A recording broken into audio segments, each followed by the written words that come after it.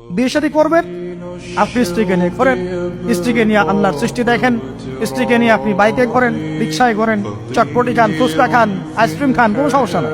এবার তো যুবকরা বলবো যে ভাই বিয়ে শাদী তো দেয় না, কি করবো? আমি পরামর্শ দিচ্ছি বড় ভাই হিসেবে, প্রথমে হালাল রিজিকের সোর্স করতে হবে। রিজিকের সোর্স না করে বিয়ে করা যাবে না, আত্মসম্মান থাকবে না। তাহলে পুরুষ মানুষের আত্মসম্মান তখন চলে যায় যখন হাত পাততে হয়। তখন যখন আপনি রিজিকের সোর্স তৈরি করেছেন, আপনি স্বাবলম্বী, আপনি মাশাআল্লাহ মাসে 10-20-30 হাজার টাকা আর্ন করেন, 1 লাখ 2 লাখ টাকা আর্ন করেন, আলহামদুলিল্লাহ, কারো কাছে হাত পাততে হয় না, সবাই দেখবেন আপনাকে সম্মান দিবে। যখন আপনার অন্যের কাছে হাত পাততে হবে, তখন দেখবেন স্ত্রীও সম্মান করছে না।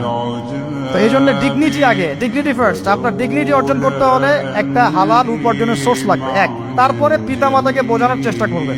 যদি কাউকে পছন্দ করেও থাকেন, না দেখেই বা শুনে যে হ্যাঁ ওখানে একজন দিনদার মেয়ে ইত্যাদি, তাহলে পারিবারিক ভাবে বিয়ের প্রস্তাব পাঠাবেন, নিজে পণ্ডিতি করতে যাবেন, পারিবারিক ভাবে পাঠাবেন। যদি রাজি হয় আলহামদুলিল্লাহ, রাজি না হলে কি নিজে নিয়ে পালায় যাবেন? এই কাজ করতে যায় না। ইস্তেখারা করবেন। কি করবেন? ইস্তেখারা। 2 রাকাত নফল নামাজ পড়ে আল্লাহর কাছে দোয়া করবেন। হিসনুল মুসলিম বইটা কিনবেন, ওখানে দেখবেন ইস্তেখারার দোয়া আছে।